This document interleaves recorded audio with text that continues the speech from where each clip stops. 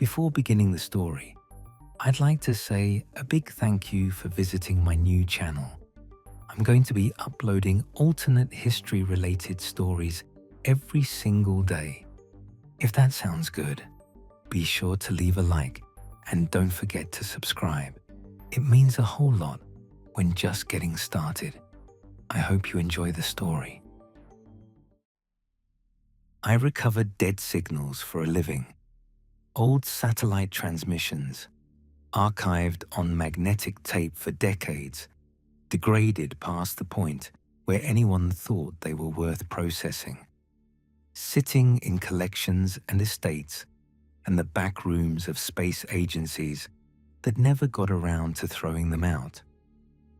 I work for a foundation called the Signal Record Project, which operates on the premise that the early space program transmitted more than the official historical record captured, and that the gap between what was sent and what was documented is worth closing before the tapes deteriorate past recovery entirely.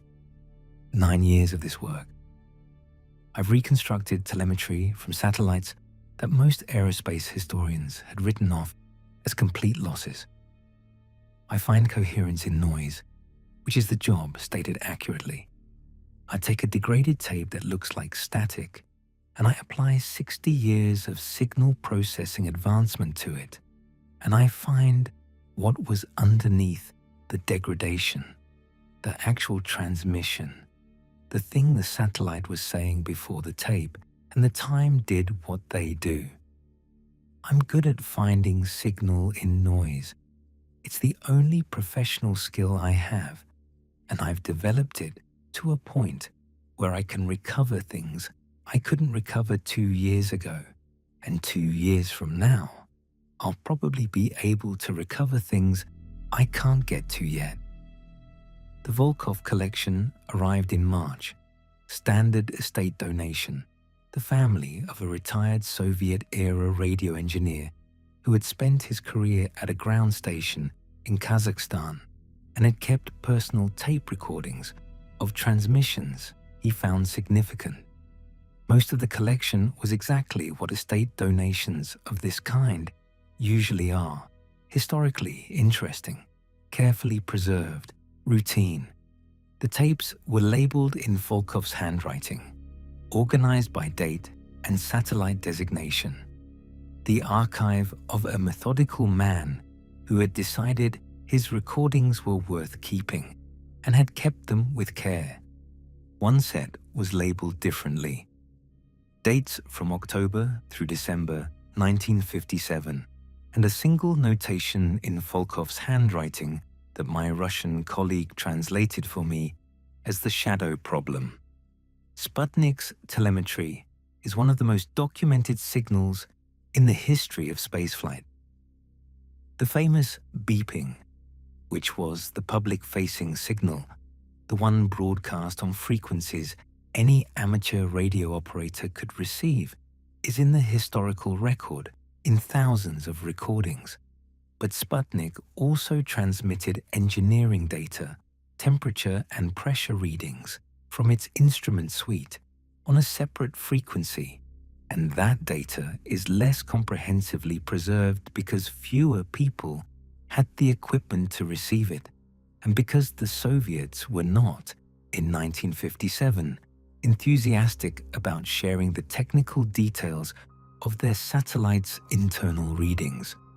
Volkov had the equipment. Volkov recorded everything. I processed his tapes chronologically, which is always the right order. You want the baseline before you encounter the anomaly, because the anomaly only means something against the background of what normal looks like. The early tapes, October through the first weeks of November, were consistent with the known Sputnik telemetry record. Clean signal, historically significant, exactly the kind of material the Foundation acquires. I processed them carefully and logged them and kept going. The tapes from the final 6 weeks of Sputnik's operational life were different. The primary signal was the same: Sputnik's transmitter, its frequency characteristics, its modulation pattern, all consistent with the earlier tapes. What was different was a secondary return that appeared in the data, faint and intermittent at first, becoming consistent and recoverable as the tapes progressed into November and December. A return, in signal terms, is what you get when a transmission bounces off something and comes back. The secondary signal arrived at a slight delay after the primary, each time as if Sputnik's own transmission was reflecting off something behind it, and the reflection was reaching Volkov's ground station a fraction of a second after the direct signal. Sputnik was alone in orbit in October 1957. Sputnik 2 launched in November, but on a different orbital plane, nowhere near Sputnik 1's path. There was nothing behind Sputnik to reflect its signal.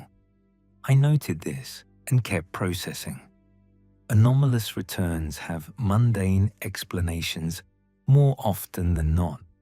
Atmospheric effects, ionospheric bounce, ground station equipment artifacts. I held the mundane explanations in mind and kept processing. Reconstructing the secondary return across the full 6 weeks of tapes took the better part of 2 weeks. It's delicate work, separating a faint secondary signal from the primary transmission and from the noise layer simultaneously. And the tools I use for this kind of separation are ones I've built and refined over years for exactly this kind of problem. By the end of the reconstruction, I had a clean picture of the secondary return's behavior across the full period of the tapes. The delay between the primary transmission and the secondary return was not constant. A reflection from a fixed surface produces a constant delay. Same distance, same travel time, every time. What I had was a delay that varied, and the variation had a pattern, and the pattern was the thing that stopped my professional detachment, the way a specific kind of data finding always stops it, which is completely and immediately. The delay was decreasing, not randomly, not with the variation you'd see from atmospheric effects, consistently, measurably, in a direction. The source of the secondary return was getting closer to Sputnik over the 6 weeks of recordings, slowly, but consistently, and in one direction, which was toward. I calculated the closure rate from the delay data. It was slow by any standard, the kind of approach that would take months to cover significant distance. But it was real, and it was consistent, and it had been going on, the tape record suggested, since sometime in the early weeks of Sputnik's operational life. Something had been getting slowly, steadily closer to the first satellite humanity ever launched into orbit. I put down the numbers, and I went to find Volkov's notebooks. He documented it before I did. His notes identified the secondary return several weeks before the earliest tape in his collection, where I could recover it clearly, which meant either his equipment was more sensitive than my reconstruction tools could fully credit, or the return was stronger earlier and degraded on the tape before I could extract it. Either way, Volkov had been watching the shadow problem for longer than I had. His technical analysis was careful and correct.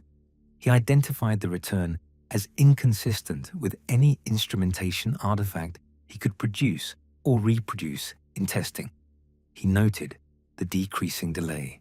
He calculated the closure rate independently and arrived at numbers consistent with mine, which was 60 years before my tools existed, and which tells you something about Volkov as an analyst.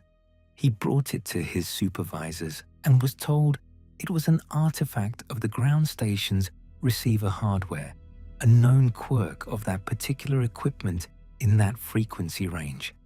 His notes record this explanation and then record in the specific language of a precise man who disagrees with a conclusion, why the explanation didn't fit the data. He didn't push it. He kept the notebooks and the tapes, and he kept tracking.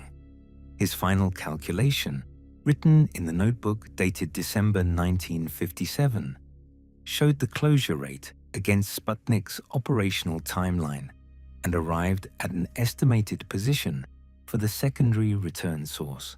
At the moment Sputnik's batteries died and its signal went dark, his number was approximately 40 kilometers behind the satellite at signal loss. 40 kilometers and closing at the rate the data showed across 3 months. Below that calculation, in smaller handwriting, was a note I had my colleague translate twice to make sure I had it right. It said, "Ground station continued to receive signal on primary frequency for 11 days after battery exhaustion. Source unknown. Not logged in official record. 11 days of signal on Sputnik's frequency after Sputnik should have been silent." He labeled the notebook the shadow problem, and he kept it for 60 years. I verified Volkov's closure rate calculation with my own processing tools, and his numbers held within the margin his equipment would have introduced. The pattern was real. The consistency was real. The 11 days of post-battery signal were in the tapes, faint but recoverable with the separation tools I had available, sitting in the data like a room you find behind a wall. I sent the closure rate data to an orbital mechanics specialist I've worked with on previous foundation projects, a physicist named Dr. Soto who does trajectory analysis for a university aerospace department, and who I trust to look at unusual data without dramatizing it. I didn't give him the full context. I gave him the closure rate parameters and Sputnik's documented orbital parameters and asked him to calculate where an object with those characteristics would be today if it had maintained a stable low Earth orbit from 1957. He sent the calculation back the next day. Then he called. He said the orbital decay from Sputnik's altitude, a low Earth orbit that Sputnik itself left through natural decay in early 1958, would have brought any passive object down long before now. Low Earth orbit doesn't maintain itself. Atmospheric drag, even at altitude, bleeds velocity over time. Without correction, an object at Sputnik's orbital altitude in 1957 would have re-entered within months. I asked whether that was definitive. He said, unless it corrected for decay. I asked him to explain. He said orbital decay correction requires active compensation, velocity adjustments to maintain the orbital parameters against the drag losses. Passive objects don't do this. They decay and re-enter on a timeline that's calculable from their mass and cross-section and altitude. If the object in my data maintained Sputnik's orbital path beyond the natural decay timeline, it maintained it actively. He asked where the data was from. I told him. He was quiet for a moment that I noted and have thought about since. He said he'd like to see the full data set when I was ready to share it. I said I'd be in touch, and I ended the call and sat with, unless it corrected for decay, for the rest of the evening. The 11-day post-battery signal occupied the next 2 weeks of my work. Sputnik's transmitter had a specific fingerprint. Every piece of hardware transmits with characteristics particular to that hardware. frequency stability, modulation pattern, the specific way a transmitter's output varies under thermal and power load conditions.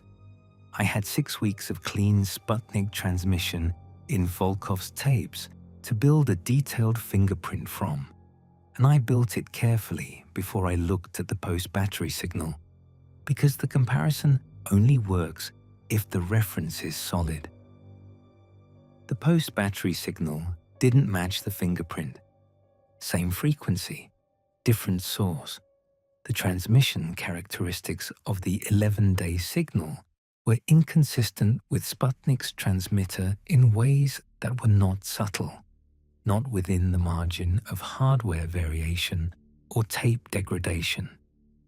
The signal was coming from something else that was transmitting on Sputnik's frequency after Sputnik went dark. I processed the 11-day signal for structure. Random noise has statistical properties that distinguish it from structured transmission, and structured transmission has properties that distinguish it from structured transmission that carries information. And the 11-day signal had the properties of structured transmission carrying information. It was not random. It was patterned. Something was transmitting organized signal on a dead satellite's frequency for 11 days before going quiet. I ran the signal against every encoding format in my reference library, which covers the full range of early spaceflight telemetry standards, Soviet and American, and every other program that was active in the late 1950s. No match. I ran it against every non-spaceflight encoding standard from the period I could access. No match. I sent a cleaned extract to 2 signal processing colleagues at other institutions without context and asked them to characterize the encoding format. The first wrote back that she didn't recognize it and it didn't match anything in her reference library, and she'd like to know where it came from. The second called me. He said the signal had structural properties consistent with a compression encoding of some kind, but the compression format wasn't anything he'd seen before. He said it felt, and he used that word deliberately, like someone had designed an encoding format for a specific purpose, not adapted an existing standard. He asked where the data came from. I told both of them I was still characterizing the source and I'd share more when I had more.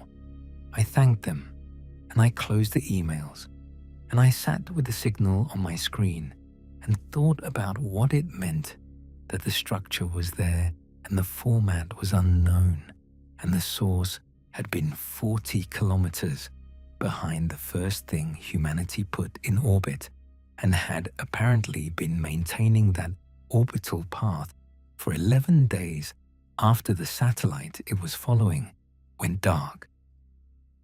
11 days of transmission on Sputnik's frequency, structured and patterned, and then silence. Whatever it was, it stopped transmitting 11 days after Sputnik stopped. Volkov's notebook entry for the post-battery period was brief. He logged the signal, noted the duration, noted that it was absent from the official record. He did not speculate in the notebook, which I've come to understand as the habit of a careful analyst who had already been told once that what he was observing wasn't there. He stopped speculating in writing after the supervisors dismissed his initial report. He kept recording, and he kept the numbers, and he kept his conclusions to himself. The last entry in the December notebook was not technical. It was 2 sentences, and my colleague translated them carefully because the phrasing was specific. It said, "I have decided this is not something I can report further. I will keep what I have for whoever is better equipped to understand it." He retired in 1989. He died in 2021 at 93. The tapes and notebooks went to the foundation through his estate, the family noting only that he had asked for them to be donated to an institution that would look at them properly. He knew someone would eventually have the tools. He kept everything in good condition for 60 years, and he left it for the person with the better equipment, the same way the Nazca makers built their system for people with the altitude to see it, the same way Columbus sealed his journal for whoever eventually found it. People who know something that the available tools can't fully process often understand that the right response is to preserve it carefully and trust the future. Volkov trusted the future. He trusted it with 60 years of patience and careful archival work. I'm the future he was trusting. My archive records for the Volkov collection is complete. The tapes are documented, the notebooks are catalogued, the technical analysis is written up in the Foundation's standard format. The secondary return anomaly is described as an anomalous signal artifact in the telemetry data requiring further analysis. The post-battery transmission period is documented as a signal recorded on Sputnik's frequency of uncertain origin. Both descriptions are accurate. Neither description is complete, which is a distinction I've made twice before in this work, and which doesn't get easier. The full signal recovery and the structural analysis and Dr. Soto's orbital mechanics calculation are on my work drive, not on the Foundation's shared server. My drive, password protected, backed up in one additional location that I control. I think about what filing the complete analysis would mean. The Foundation shares its findings with the aerospace research community. The aerospace research community includes institutions and agencies with resources and interests that extend well past historical documentation. A complete analysis noting an unidentified object in proximity to Sputnik in 1957, transmitting structured signal in an unknown encoding format, potentially maintaining an orbital path through active correction across 6 decades, would move through that community in ways I can't predict or manage. Volkov had the same calculation available to him in 1957 with 1,957 era tools, and he made the same decision. The supervisors told him it wasn't there. He knew it was there, and he knew that pushing it further would not produce a good outcome, and he was probably right about that given where he was working and when. He filed what was safe to file and kept the rest. I'm not in Kazakhstan in 1957. I have different options available to me. I've been sitting with what those options are for 6 weeks since I finished the signal recovery, working through them the same way I work through a degraded tape, methodically, not rushing toward a conclusion before the evidence is complete. What I keep returning to is Dr. Soto's parenthetical, unless it corrected for decay.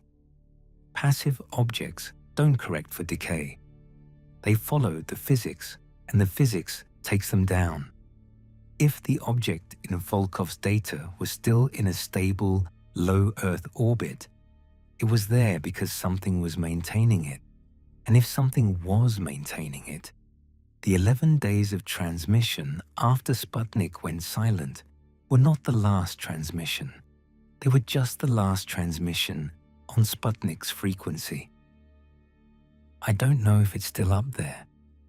Calculating a current orbital position from 1957 parameters and 60 years of unknown correction history isn't something I can do with the tools I have, and asking Dr. Soto to do it would require sharing more of the analysis than I've shared with anyone yet, which is a step I haven't taken. I know the orbital path Sputnik was on. I know the approximate position of the secondary return source at Sputnik's signal loss. I know the object had been in that orbital neighborhood since shortly after Sputnik's launch, based on how far back Volkov's notes suggest the shadow problem predated the tapes. The orbital path passes over my location twice a day, give or take the precession that 60 years would introduce. I haven't looked up. I've thought about why I haven't looked up, and the honest answer is that looking up is a version of opening a door, and I haven't decided whether the door should be opened. Volkov didn't open it. He documented the threshold carefully and kept it for the right person, and I think he understood, as I'm coming to understand, that knowing something is behind a door and knowing you could open it and choosing how long to stand there first is itself a form of engagement with the question. The signal is on my drive. The structure is there, patterned and organized, and transmitting in an encoding format that two experienced signal processing colleagues don't recognize from any human space program. 11 days of it, recovered from tapes that Volkov kept for 60 years specifically, so someone with better tools could find it. I have the better tools. I've found it. I've done the work Volkov preserved the tapes to enable. The next part is mine to figure out. He was careful and patient, and he trusted the future with 60 years of good archival practice. The least I can do is be careful and patient with what he left me, and not rush toward any particular door just because I now know the door is there. I'm working on it. The orbit passes overhead twice a day. I haven't looked up yet.